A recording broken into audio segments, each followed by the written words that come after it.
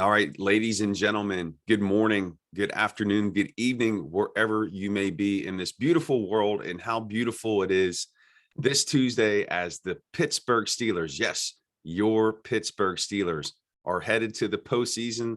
They're headed back to Arrowhead. They made it in at 9-7-1. The small miracle came true. And Jim, how you doing today? Jeremy, every time I think I'm going to get to sleep in on a Tuesday, they go and win a freakish game that they had no business winning. And it's great, isn't it, though? It's wonderful. It's a small miracle. We're going to get into that here today. It was a gritty performance by several players against the Ravens. And on top of that, again, I keep using the word miracle. You have Jacksonville, who upsets Indianapolis in a game that nobody saw that happening. Nobody but you. Yeah. And then you have the game that almost ended in the tie. Oh, yeah. I didn't stay up for that one. I went to bed. I'm like, there's no way it's going to end in the tie. So I didn't hear about the drama until the day after, but everything worked out. And somehow this team just keeps pressing forward. And here we are. We have not just the Ravens win to talk about, but previewing the wild card game in Kansas City Sunday night at 8:15. And we're going to jump right into it here. I think I had 4 heart attacks on Sunday. And let's start on the offensive side of the ball. Another slow start for this team, but they found a way to get it going. It was concerning that Najee Harris went out early and we had Benny Snell football. What did you think of Benny Snell there at the start and what he was able to do during his time? So after the miracle and then make the playoffs, you want to ask about Benny Snell? Benny Snell, hey, we got to get the brass tacks. I mean, he came in, he had a couple 10-yard runs that were okay. I like some of the blocks Legoo made for him. Let's not talk about Benny Snell football. Okay. Let's talk about Najee football. Yeah, I mean, it was grim. I mean, Najee was out and he was getting his elbow worked on, and I worry about him this week because adrenaline might have just got him through that. I wonder how sore it is right now. I'll bet it's really sore. The way that hit, I mean, it looked like it was, what's the word, suplexed? Yeah, I think so. That's the word? Sure. Well, he had his hand on the ground and his arm was fully straight and he got crashed into right at the elbow. So,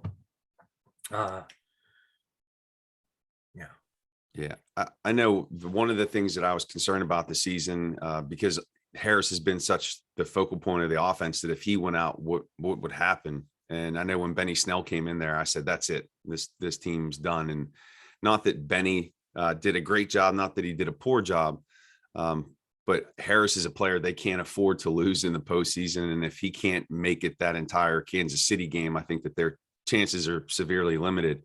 Their chances are severely limited anyway. Yes, they are. Hey, not so fast, my friend. Now look, Benny, let's just lay it out there. What did Benny do? Benny did exactly what you said, and it was in a critical game. It was a playoff game. Let's put it that way. And he had to fill in for a long stretch, and he did okay. Didn't fumble, caught a few passes.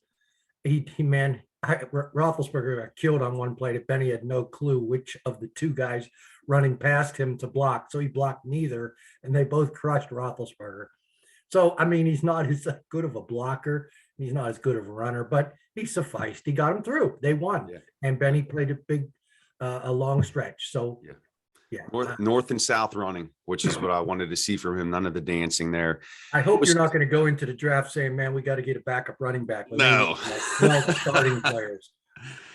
So the other thing I wanted to mention too about Harris is I thought it was curious that he didn't come into the not late in the fourth quarter, early in the fourth quarter, but later in the game.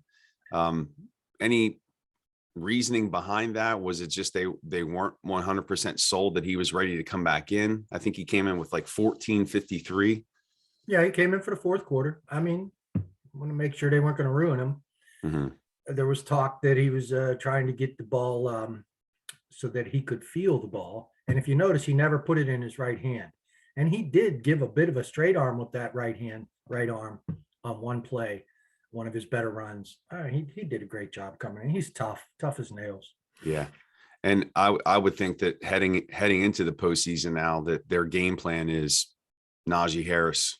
I mean, he's just pound the rock. Pound the rock. Okay, he had a pretty good game, but they're not pounding no rock They against have Michigan, to. man. They can't pound the rock. They need a whole new game plan. That offense sucks. Hey, I mean, come on. I think their best shot in Kansas City, and I know we're kind of jumping around a lot here. They've got to shorten the game. I think they have to shorten the game because they can't get into a shootout with Mahomes and that bevy of receivers they have. And I think you just got to feed Harris. And they gave up 190 plus rushing yards to the Broncos. Now Pittsburgh gave up 240 to the Ravens, but I think that's the path. Okay, so you're going to see a lot of 3rd and 8s. Is that what you're saying? 1 yard on first down, 1 yard on 2nd down. I think we're now. Where's Ben? 3rd and 1s. I'd like to see Ben come out in the no huddle. I mean, their defense is going to have to win this. The offense, of course, is going to have to score, but the defense is going to need a disastrous day out of Mahomes. Yeah, agreed. Jumping over to, again, we're just sticking on the offensive side of the football here today. Chase Claypool, for as much criticism as he's received during the year, had a nice game. Some of those jet sweeps, but really the play that put them ahead, the touchdown reception, and even that block, the run that Najee had there to the outside, almost looked like he was slow dancing with him.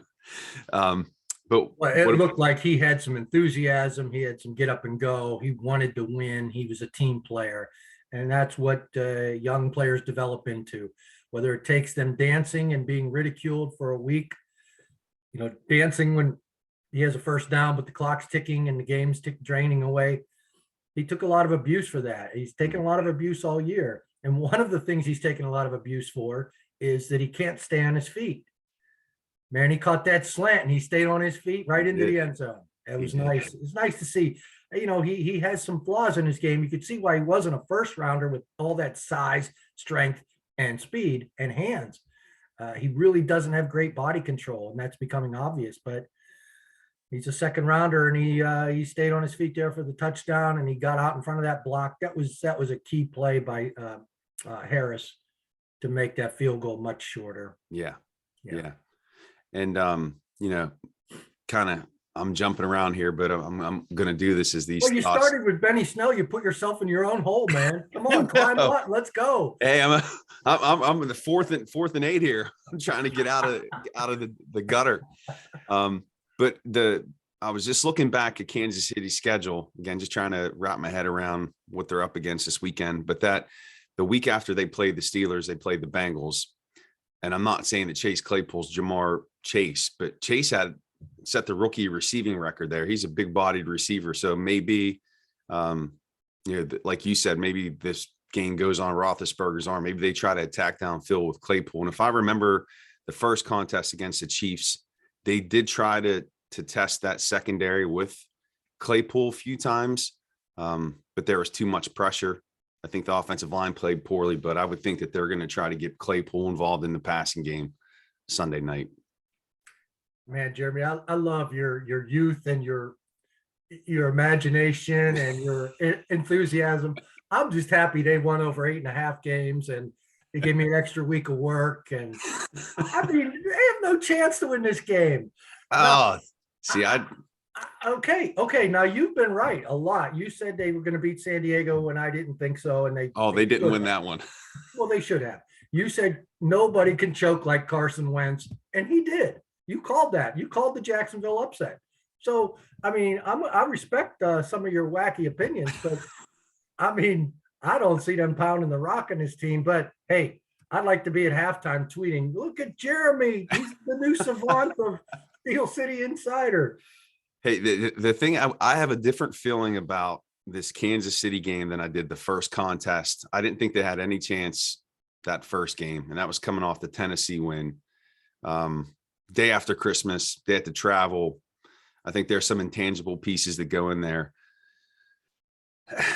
Just seeing the team after the game, and I know I saw your comment, or I think you wrote in your column about Tomlin dancing and celebrating with the team, and that big smile that he had on his face.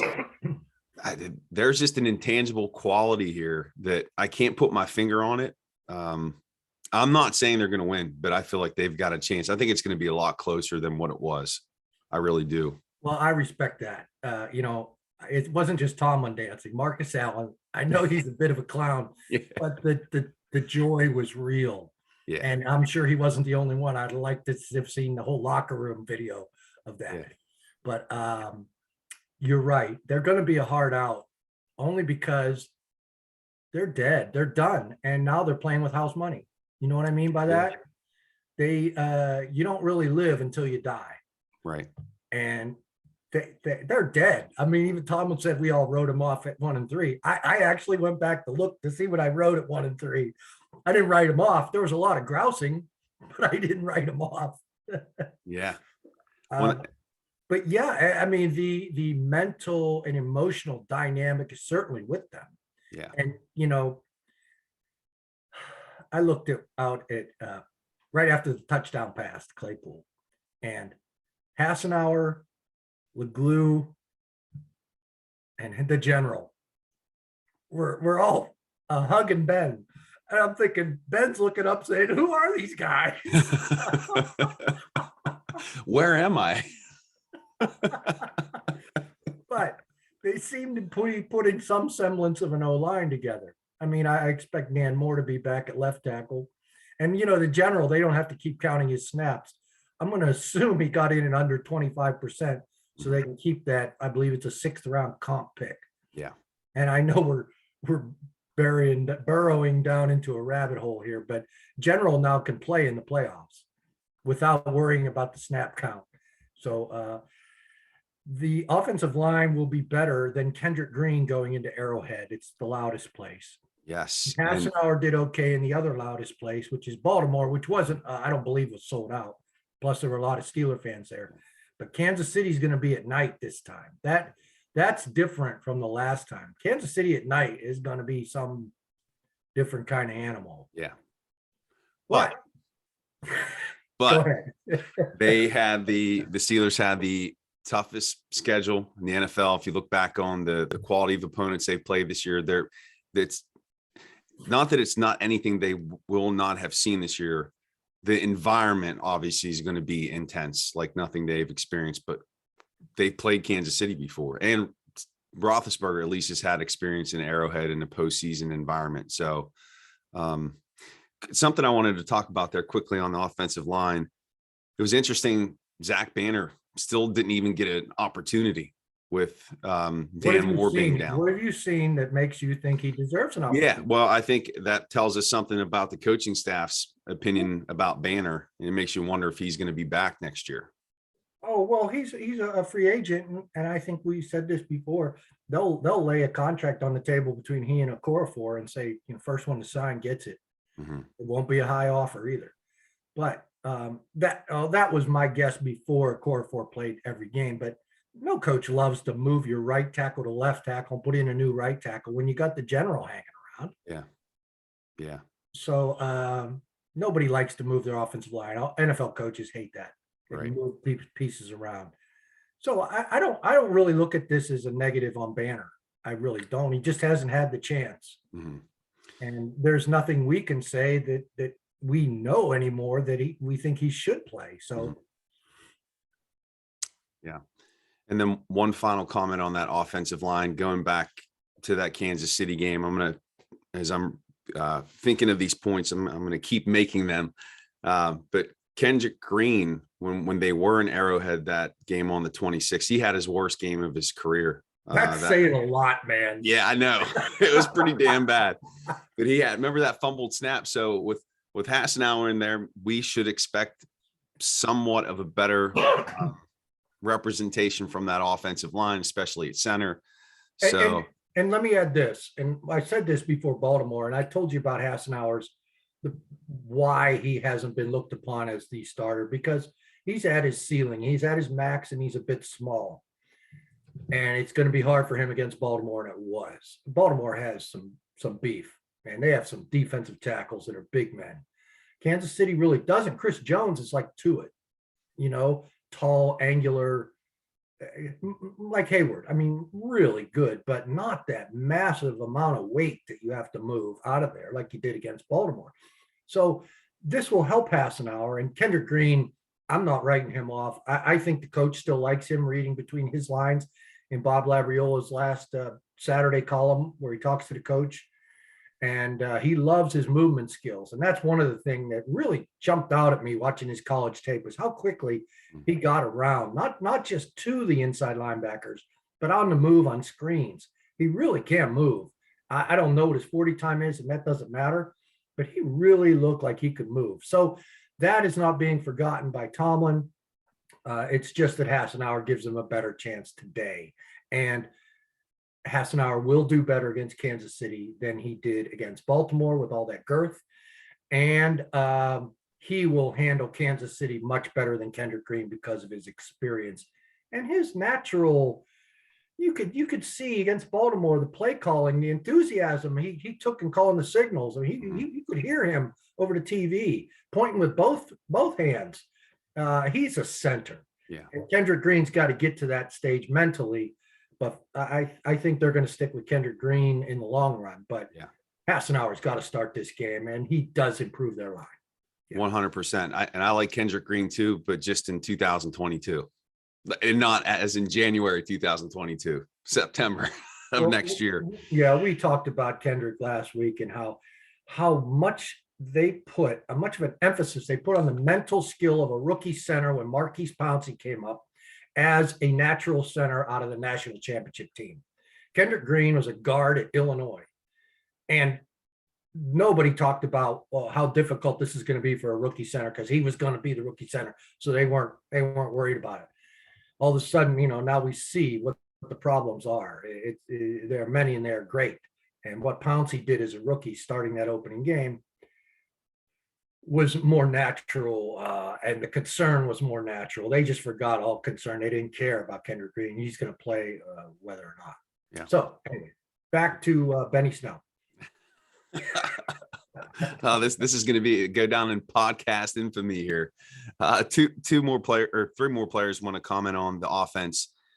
Ray Mcleod, again, another player that we've been a little rough on, but at the same time, we have offered up some praise when necessary. But come on, man, I've been praising Ray. I mean, ever since he had a disastrous fumble, I believe, against the Bears.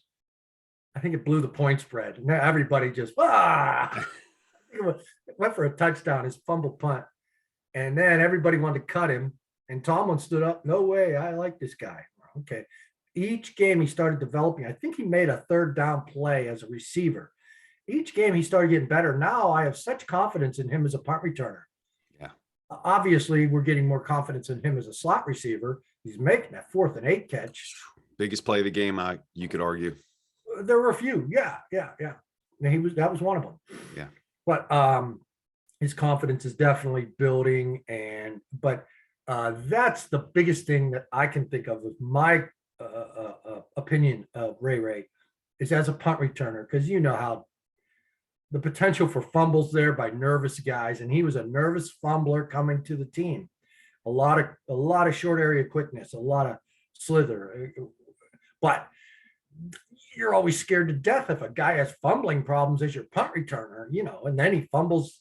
I think he fumbled twice this year, and I assumed that was it. Now I have no nervousness when I see him back there. His decisions on whether to fair catch or not are usually right on. He's a veteran punt returner now, and he's becoming a veteran quality slot receiver too. So we've seen this coming. We talked about that. I mean, we criticize him, but come on, give me a break, man. I was trying to swap Carson Wentz. I remembered your Carson Wentz. You got to remember my Ray.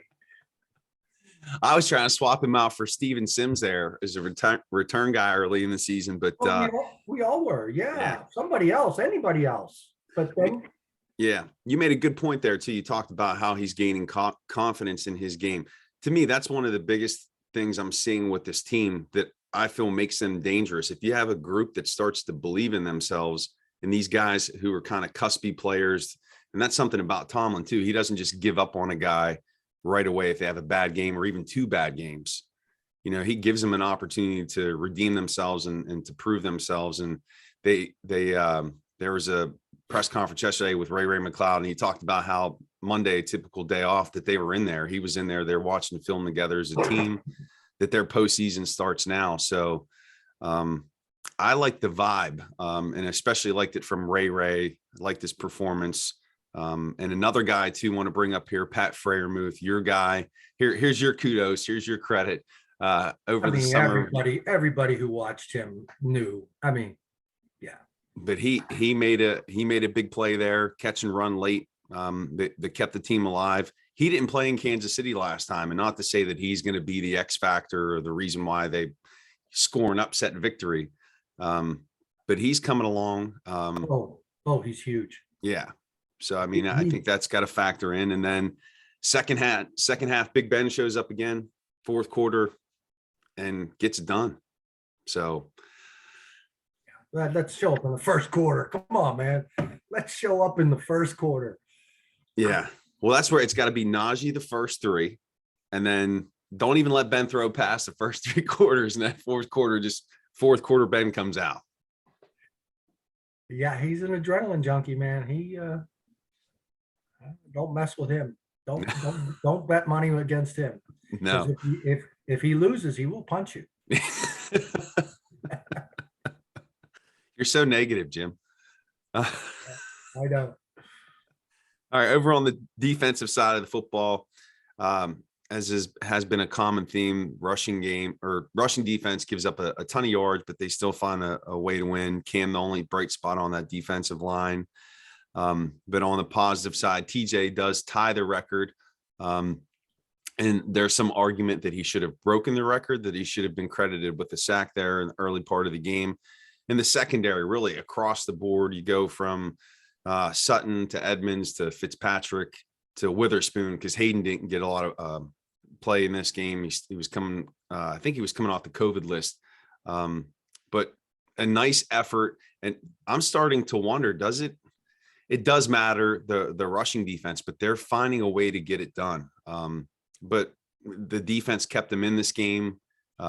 Witherspoon, it looks like they're giving more of an opportunity. He came up with another big play. He continues to drive up his price tag this offseason. But your take on the defense Sunday?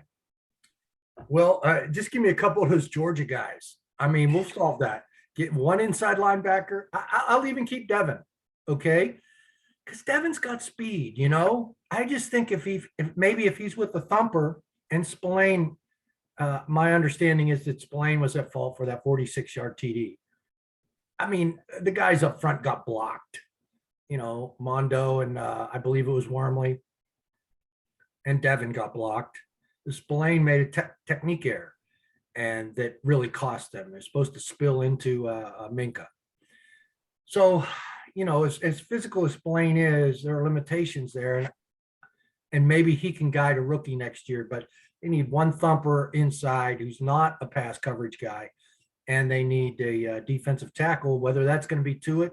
They would still need some depth and a replacement for Cam eventually. So I just see defensive tackle as being a primary need. And some of those Georgia guys really interested me last night before I went to bed in the second quarter. So, the defense, those are the weaknesses. The secondary, like you say, is coming along. And that's a funny comment about,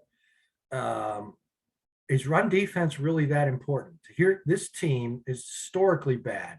I don't know if they broke the record of 1934, their team run defense, but they're in the playoffs. And, you know, like I criticized Tomlin for drafting hybrids to defend the modern day pass game. And look what happened. I mean, I don't know that Tyler Huntley is your modern day Pat Mahomes, but that secondary did play well. There, you know, Bush gets around the field, and he's a little short to cover some of those tight ends, but Schobert gets around the field. Highsmith gets around the field. TJ, even Cam, you know, Cam's hustling downfield. So they've got guys running all over the place. They can run. Yeah. They get bullied too much. And does it matter in the run game? Yes, I still think it has to matter. They're 2-6 on the Tomlin era when they give up 150-yard rushers. This this was one of them, one of the two wins. You know, you rush for 150, you're usually going to pound that team. So does run defense matter? Still, yes. It's not what it used to mean, but it's so deflating too to get bullied. Yeah. But anyway, what was the question? I'm sorry. I'm just kind of hit on all parts there. TJ ties the record. Yeah, that record, I told you before, I hate this record because you don't just start something in 1982 and say, well, this is a new football record. I hate when people diminish anything from, let's go from 1958 when John Unitas beat the Giants in sudden death overtime on TV. That's when the golden era came in, and you're not going to eliminate Deacon Jones and Joe Green and L.C. Greenwood and Al Bubba Baker from all these records. So it's a trash record to begin with. And then the way Strahan said it with the fake sack of Brett Favre, that's trash too. So now you got TJ going to break the record legitimately, and you got a trash officiating crew taking away stuff. I know, I agree with the stats crew taking away the one. I understand it's in the rules.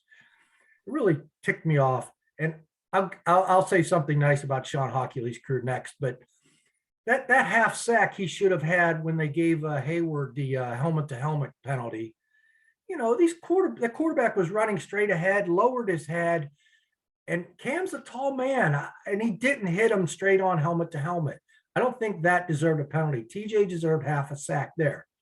Now, it would have broke the official record, but the unofficial record, according to, I read Brian Batko's Post-Gazette story, and I always thought Deacon Jones had more sacks, but he had Bubba Phi Bubba at 23 sacks, and that would have tied the unofficial record. And do you know why I called him Bubba Phi Bubba? Because he had a brand. You know, some people get tattoos in college. Bubba Baker got a branded. And they asked him, what do these symbols mean? It was some fraternity symbols. And he said, Bubba Phi Bubba. Because it was like Alpha Chi Rho or whatever your frat is in college. He was in the Bubba Phi Bubba. But he had 23 sacks, and he held the unofficial record. Speaking of the brand, listeners, we want to let you know that we have a new Steelers Steel City Insider brand.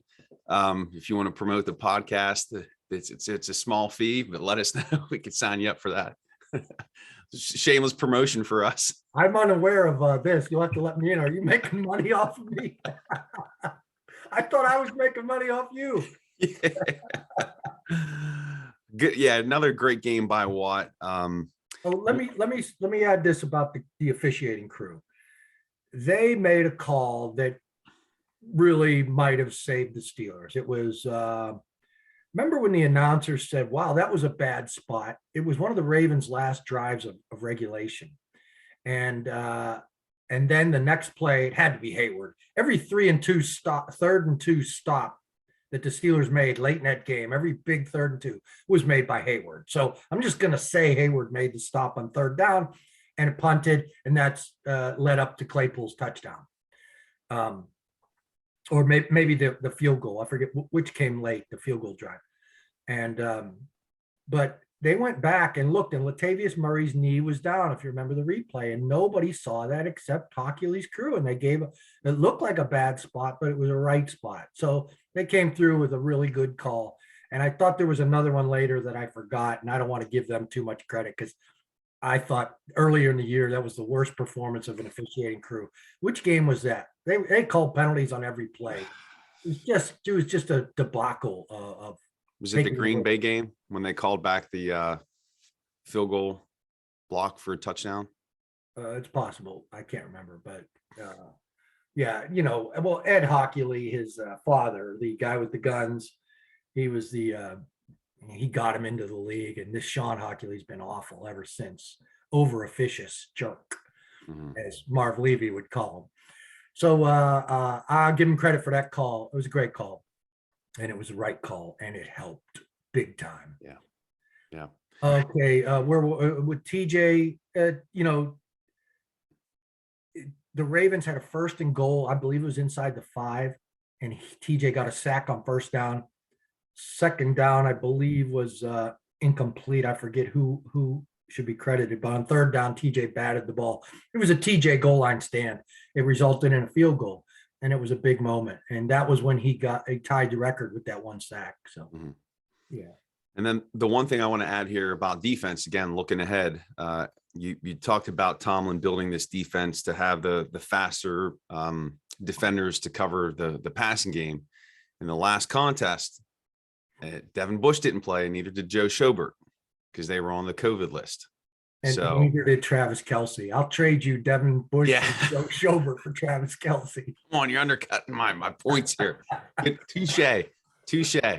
But Kelce did limp off the field Saturday night, so he has a little bit of a minor injury. That guy's a brute. I don't know. I've never seen him limp. I don't know, man. He's tough, and I'll take Muth any day. Well, Muth's got to put on some. Muth's learning how to block, and he of course he can catch, and he's got great route running skills. But he's got to get bigger, and he will. I mean, he's going to turn into a Travis Kelce. Mark Andrews, but Travis Kelce is what you want right now, especially with Gronk retired. Yep. And then just wrapping up here, special teams. Got to give. Let's give a couple shout outs on more defense. That secondary, Terrell Edmonds played a really good game. And that was another call that Hockley didn't make. Remember when Terrell Edmonds was fronting Andrews and he held his hands like that and the ball hit the back of his arm and he broke it up? I mean, normally Hockley just throws a flag out of, they say you have to turn, but that's not in the rules. You don't have to turn and see the ball. And so he fronted him, really looked close to pass interference. But if you look close enough, he did not interfere. It was just, it just looked awkward, and it looked like a bad ref would call pass interference on that. And they did not. They allowed the PBU. And Terrell Edmonds had a really good game. That pick was really good too, a diving pick. So Terrell Edmonds, you would hope, will be a guy they keep because his contract is up. Yeah. And he seems to belong here, and he's got a great attitude. He always has. And Cam Sutton, man, what a really good game. It wasn't just his interception in the end zone that was so important at the time, but he was tackling hard. He had some PBUs there. He's really turned into a good corner. And Joe Hayden will be back full time, I would assume, the next game. And Akello Witherspoon, like you said, his price is going up. Geez, that guy's just playing out of his mind the last couple of weeks. Yes. And, we talked about which game? Oh, Andrews, the first Ravens game where he intercepted that pass and going, wow, that's what a 6'2" corner with body control looks like with good hands. And so he's always been a prospect that never kind of made the coaches who drafted him high that happy. So this team traded a 6th-round pick for him. It looks like he's rejuvenated, and rejuvenated players have a tendency to fall in love with the coach who helped rejuvenate their spirit. And that's what Tomlin does. Yeah. Like I've always tried to say, there are different kind of coaches. You'd see Cowher in the hall and he'd growl at you. Like, what are your reporters doing in this part of the building? He wouldn't say that. But, I mean, I've had my moments with Cowher, but in general, that's how he was. He was so football minded, so rigid, and so on his P's and Q's about discipline. Great. That's a great way to coach. Vince Lombardi, that's great. And plus he had more people skills too when he wanted to. Tomlin's all people skills, man. You pass him in the hall, Wex, how's the kid? And you keep walking, you say hi, and you're just all of a sudden your vibration, your energy level is way up. Yeah. It's just from running into him. And that's what he does. And that's what he's done to Witherspoon. So I think that kind of effect on a player can help him stay at a cheaper price is what I'm getting. He's a guy that looks to me just natural. And in terms of playmaking ability, it's just, he just makes jumps on routes like that play on Sunday, batted the ball down. He's a playmaker, and he might be somebody who, you're looking for your star players or some of these guys on the fringe to elevate in the postseason. He could be a player on the defensive side of the ball who maybe, ramps this team up. And it's easier to elevate when you've already died and you're playing with house money. Yeah. And okay.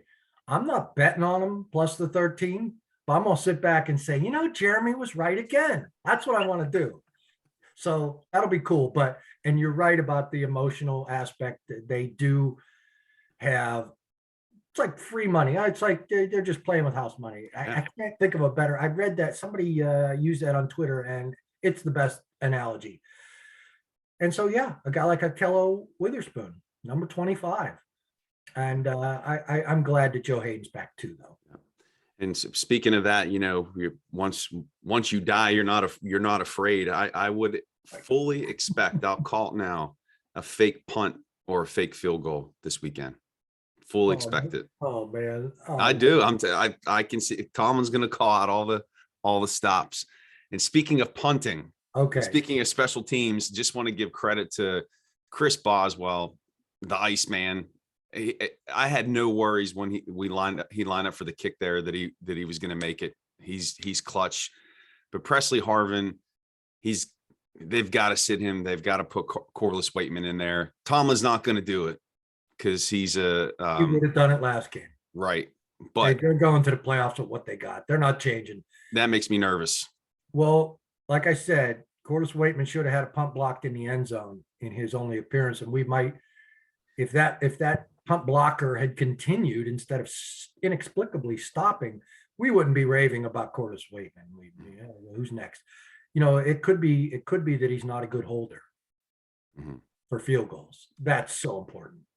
Right. And Harvin did okay, and he's going to be your punter in the playoffs. So, yay! Get used to it, brother. Yay! Can't wait. But he could throw. He could throw. Remember? I don't want to hear about that. I don't want to see him throw. I'm telling you, I'm calling it. Oh, he better not. Big punt. He did it a lot in college.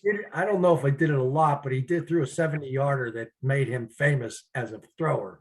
People think he can throw because of that one. We asked him on draft day about it, and he said he always wanted to be a quarterback. In junior high, he was a quarterback. This guy was a quarterback in junior high. That's a long time ago. How sweet would it be next Tuesday if we're talking about a fake punt for a 60-yard touchdown? Okay, well, that's your prediction. I'm not going there. I'm going to go with Benny Snell getting under 5 yards rushing. That's my prediction. All right, we're going to bring it home here now. Just want to comment too on the coaching job of Mike Tomlin getting this team to 9-7-1 in the middle of a rebuild, like you said. They rebuild and still make the postseason, but this team has been counted out so many times. Tomlin talked about this team having warts. They do, but this warty team has an opportunity against Kansas City. And I think he has his team believing. But what about Tomlin's performance as a coach this year? Well, the record speaks for itself. For one,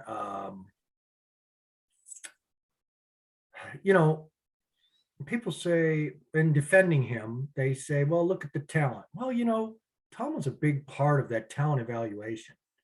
Now, I know he works great with Kevin. And I mean, that's part of Kevin's genius is his ability to work with Bill Cowher and Mike Tomlin. Head coaches are raging egomaniacs. I mean, Tomlin's not, but the part of that is still there, that a dominant personality, and they want what they want, and they get what they want with the Steelers. The head coach runs things. And you just know that he was the primary mover behind Devin Bush, trade up for Devin Bush, which has kind of been disastrous. I'll expect that he was a primary mover in trade for Minka, which was genius. So, you've got that going both ways, but you can't give him an excuse of saying, well, you didn't have the talent, because he's part of the reason why they didn't have the talent. And I don't know what happened with Tuitt, but that's been a big problem, and they need another inside linebacker. So let's not give him a total free pass, but he is 9-7-1, and he's going to get a chance to rebuild the right way without a quarterback getting him to 8-8 every year. Yeah. Yeah, I mean, the record speaks for itself.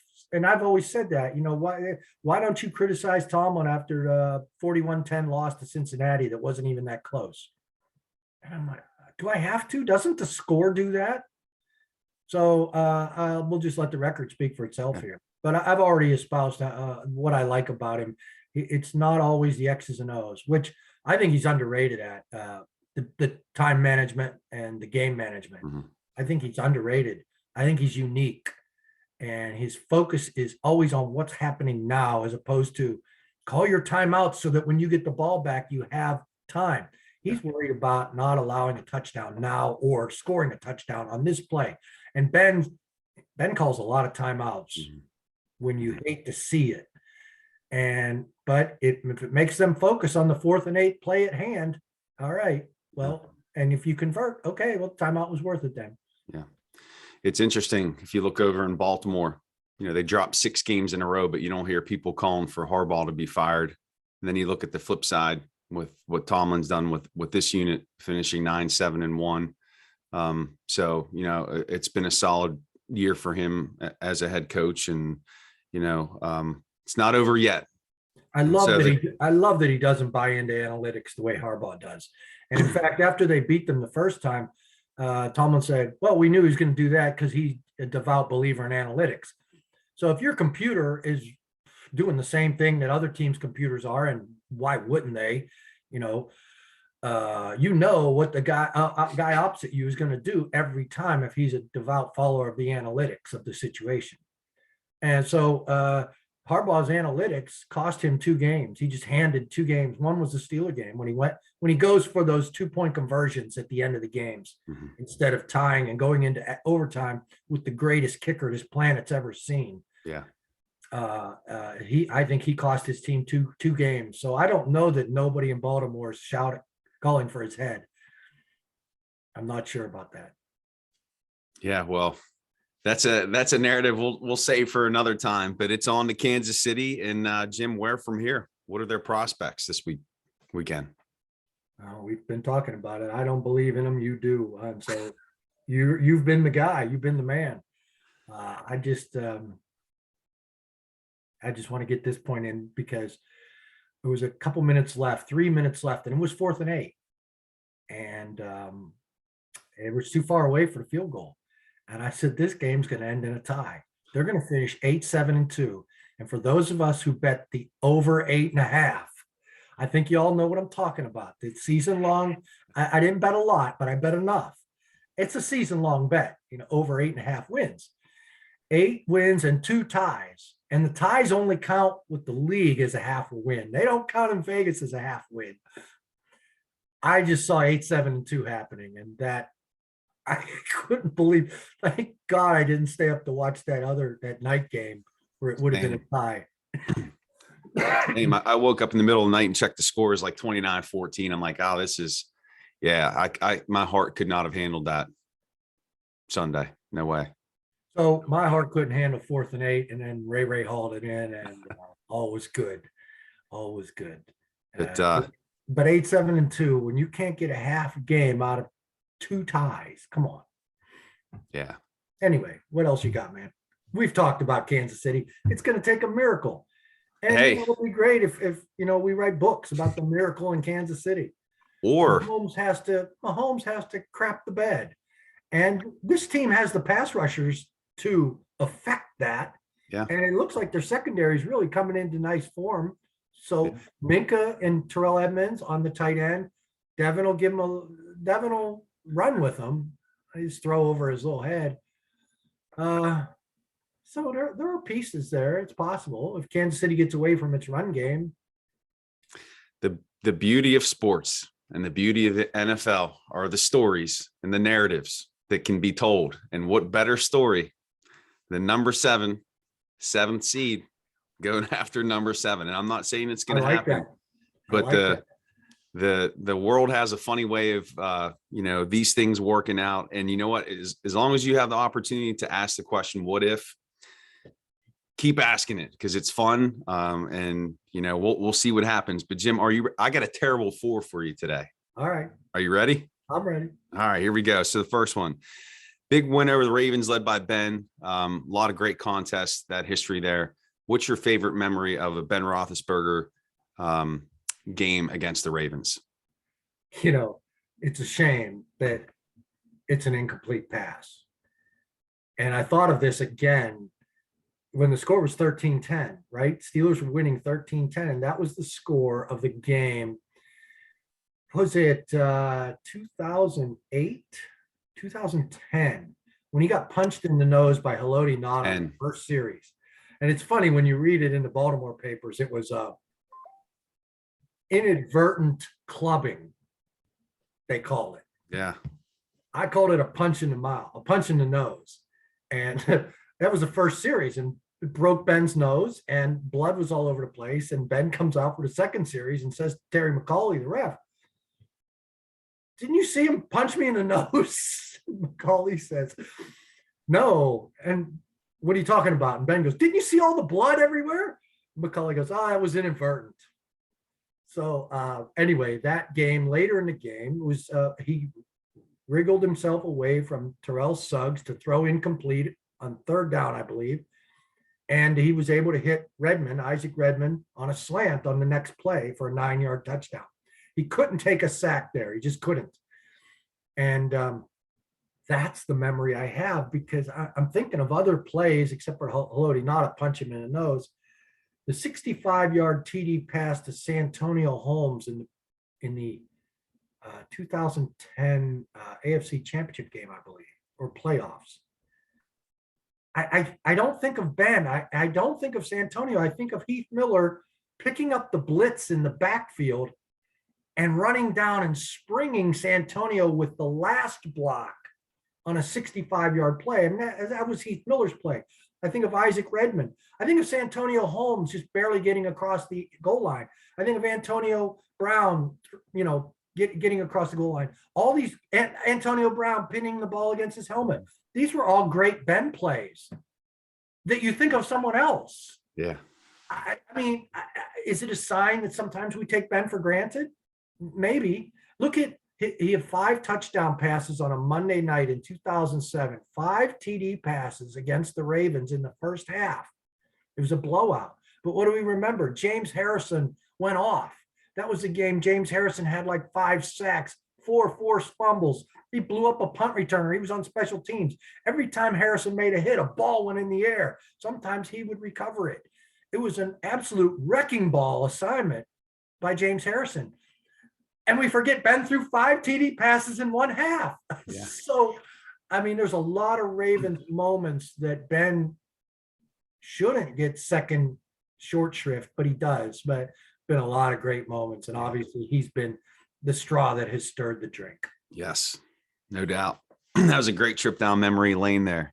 Number 2, number of rushing yards the Steelers defense gives up against Kansas City this weekend. All right, since you were predicting they're going to win. I didn't predict that. I'm going to say it's only going to be 395. Okay. I see how much you like committing to numbers here in these terrible threes. All right, 395 rushing yards. Got it. The next one, I'm going to try to pin you for another number. Number of interceptions that Patrick Mahomes throws against the Steelers secondary on Sunday. Yeah, since they win while giving up 395 rushing yards, it's got to be like 5 picks. I mean, that's what they're going to need. This guy needs to have his worst game. And, Kansas City has, and not so much under Andy Reid, more so under Marty Schottenheimer, but they have really gacked some big games in the first rounds of playoffs. It's happened. Mm-hmm. And we all remember San Diego coming to Pittsburgh in 1994. Do you remember? I do remember that. Yep. Okay. I was a young buck. I know you young guys are killing me, man. It does happen, but Mahomes is going to need his worst game. Yeah.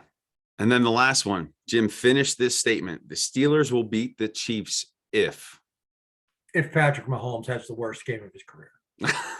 Okay. Yeah. And a lot of that would have to do with TJ and Cam and somebody else. It's time for Devin to really have a game. So who knows? I don't know how or why. But he's still got the speed, and he started to look like a football player last week. So Devin has 2 picks. All right. Well, Steelers fans, hey, this is It's exciting times. Keep asking that question. What if you have hope for one more week? You have optimism for one more week, and then it's either shifting into draft mode or it's on to Tennessee. But we'll have all the coverage of the game next Tuesday. We're excited to see what happens. We want to thank you for joining us here today. Episode number 18. Incredible. We've made it this far. You can check out Jim's work on the Steel City Insider and give him a follow on Twitter at Jim Wexel. You can check out my work at thestillstudy.com and give me a follow at Still Study. And we will see you here next Tuesday, hopefully discussing the Steelers' big win over the Kansas City Chiefs. Have a great week, everyone. Jim, I hope you have a great week. You too, Jeremy. Thanks, man. Take care. Take care.